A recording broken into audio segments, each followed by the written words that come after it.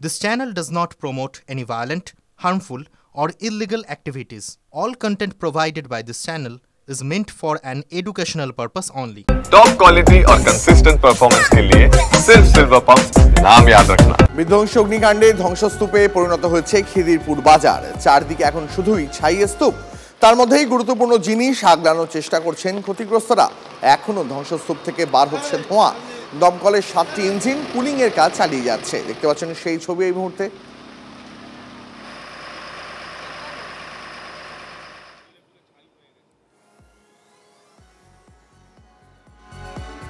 বিধ্বংসী আগুনে পুড়ে ছাই খিদিরপুর বাজার। ক্ষতিগ্রস্ত বাজার পরিদর্শনে গিয়ে ক্ষতিপূরণের ঘোষণা করেন মুখ্যমন্ত্রী। যদিও সেই ঘোষণায় খুশি নন ব্যবসায়ীরা। আগুন লাগিয়ে শপিং মল তৈরি চক্রান্ত চলছে, এই অভিযোগে সরব ব্যবসায়ীদের একাংশ।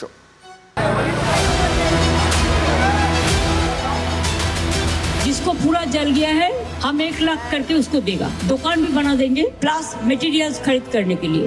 मैडम वन साइड कन्वर्सेशन उन्हीं करे उन्हीं चले गए, बोले दिए कि 1 लाख টাকা दिए। अरे 1 लाख টাকা काके देवें उन्हीं? 4 करोड़ का मेरा गोडाउन में माल, और एक गोडाउन में 6 गोडाउन में 4 करोड़ का माल। आप समझ रहे? गवर्नमेंट नया बिल्डिंग করে দেবে, নয়া মার্কেট করে দেবে বিনা পয়সায়, তোমাদের পয়সা লাগবে না।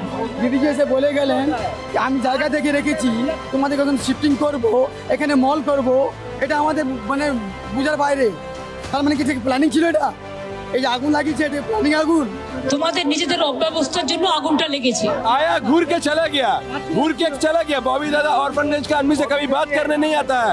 भाई से देख ना तू कहाँ जला है कहाँ नहीं जला, नीचे देख के चलेगा। দিদি এখান থেকে উনি চলে গেছেন, উনি ভিতরে গেছেন, আগে উনি দেখেছেন কোথায় কি হয়েছে, কি ইন্টেন্সিটি কি হয়েছে উনি দেখেছেন আগে।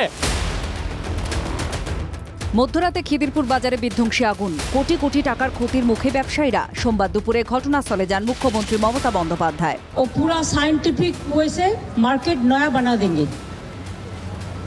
जैसे आप लोगों का भविष्य में कोई दिक्कत ना हो, जिसमें फायर फाइटिंग का अरेंजमेंट रहेगा और आप लोगों को खर्चा भी नहीं करना पड़ेगा। खुद गवर्नमेंट का ओर से ये मार्केट बना देंगे। মুখ্যমন্ত্রী সাহায্যের আশ্বাস সত্ত্বেও ক্ষোভ কমেনি। मैडम वन साइड कन्वर्सेशन उन्हीं करे उन्हीं चले गए, बोले दिए कि 1 लाख टाका दिए। अरे 1 लाख टाका काके देवें उन्हीं? एक गोडाउन में 6 गोडाउन में 4 करोड़ का माल। आप समझ रहे? পুনর্বাসন নিয়েও জায়গা চিহ্নিত করার কথা জানান মুখ্যমন্ত্রী, যদিও ব্যবসায়ীরা খুশি নন। और ये मार्केट अभी शिफ्ट करना पड़ेगा और नया मार्केट बनाने के लिए एक जाएगा, काउंसिलर और मेयर मिलके ठीक किया है। আমি জায়গা দেখে রেখেছি, তোমাদের যখন শিফটিং করব এখানে মল করব, এটা আমাদের মানে বুঝার বাইরে।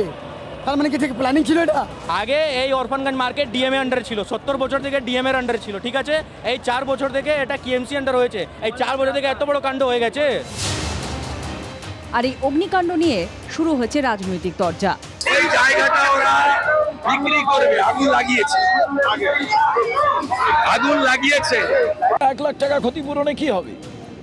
আমার মতে প্রত্যেকটি দোকানকে আজকে 5 লক্ষ টাকা করে অগ্রিম দিয়ে দেওয়া দরকার। ওখানে যাদের জীবন জীবিকা নির্ভর করছিল সেই বাজারের উপরে, তাদেরকে বাঁচানোর পরিবর্তে তাদেরকে আরও বেশি ক্ষতির দিকে ঠেলে দেওয়ার সরকার যে চেষ্টা চালাচ্ছে, আশা করি বাজারের সমিতির লোকজন, ব্যবসায়ী এবং ওখানকার মানুষ তারা রুখে দাঁড়াবেন। আগুন কিভাবে লাগলো তার তদন্ত হলেও মুখ্যমন্ত্রী বাজারের অব্যবস্থাকেই দায়ী করেছেন। Bureau report, TV9 Bangla.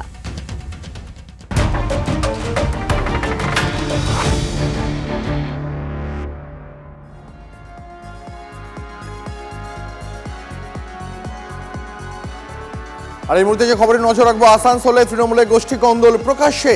Trinamool জেলা সভাপতি পাণ্ডবেশ্বরের বিধায়ক নরেন্দ্রনাথ চক্রবর্তীকে ফেসবুক লাইভে তোপ রাজ্যের সাধারণ সম্পাদক ভি শিবদাসনের। তার অভিযোগ শুভেন্দু অধিকারীর সঙ্গে হাত মিলিয়ে কাজ করছেন তিনি। শিবদাসনের আরও অভিযোগ 2021 সালের বিধানসভা ভোটে বিজেপির টিকিট পেতে নেতাদের সঙ্গে তলে তলে যোগাযোগ রাখছিলেন। 26-এর ভোটে তৃণমূলের টিকিট না পেলে বিজেপিতে চলে যাবেন দলের প্রবীণ নেতা। কংগ্রেস থেকে তৃণমূলে আসেন বরাবরই মমতাপন্থী।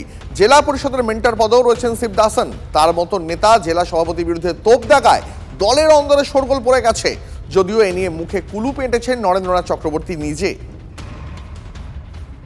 বলে দাও দাসুদা, আপনার নিয়ে যে কথাগুলো বলেছে সেই কথাগুলো কি আপনি এটা নিয়ে কি উপর মহলে কাউকে জানাবেন? করো না, ঠিক আছে? দাসু আমার দলের সিনিয়র লিডার। একটু বলে দাও, দাসুদা আপনার নিয়ে যে কথাগুলো বলেছে সেই কথাগুলো কি আপনি এটা নিয়ে কি উপর মহলে কাউকে জানাবেন? করো না, ঠিক আছে? দাসু আমার দলের সিনিয়র লিডার। এইসব নেতা বিজেপি দেলা লাগছে, আজকে বলবে তোমাকে আমি টিকিট তোমাকে তুমি টিকিট পাবে না, তো এরা কি দল করবে? এরা বিজেপিতে পালিয়ে যাবে। আমরা বিজেপির সঙ্গে লড়াই করে যাচ্ছি, বিজেপিকে ফিনিশ করার জন্য চেষ্টা করছে, আর কিছু লোকের চামচা বেলচা বিজেপিকে হাইলাইট করে দিচ্ছে, বিজেপিকে ম্যানেজ করে দিচ্ছে। আর এরা সবাই আমরা এনকোয়ারি করতে যাবে না, সবাই শুভেন্দুর সঙ্গে অ্যাডজাস্টে আছে, শুভেন্দুর সঙ্গে হাত মিলে চলে, কাউর না কাউর চামচা শুভেন্দুর সঙ্গে দেখা করে। তোমরা 2021-এ বিজেপি টিকিট নেওয়ার জন্য দৌড়াদৌড়ি করেছিল, তৃণমূলের টিকিট না পাবে তো, আর আজকে তোমরা বড় নেতা হয়ে গেছে নাকি? কিছুটা উনি সত্যি কথা বলেছেন যে ও অত্যাচার তো করছে মানুষের উপর, আর 2021-এ ও বিজেপিতে আসতে চেয়েছিল কিনা আমি জানি না, কিন্তু এখনও ও আসতে চাইছে। কিন্তু আমাদের দল সিদ্ধান্ত নিয়েছে এই ধরনের দেশদ্রোহী, অত্যাচারী এবং দুর্নীতির সঙ্গে যুক্ত ব্যক্তিকে আমাদের দলে কোনো জায়গা দেওয়া হবে না, এবং ওদের নেতারাই বলে দিচ্ছেন, এবং অন্য কেউ না, ওনাদের দলের রাজ্য কমিটির সম্পাদক তিনি বলছেন। তো রাজ্য কমিটির সম্পাদক যখন জেলা সভাপতি নিয়ে কিছু বলছেন, নিশ্চয়ই রাজ্য কমিটির সম্পাদকের বক্তব্য গুরুত্ব পাওয়া উচিত।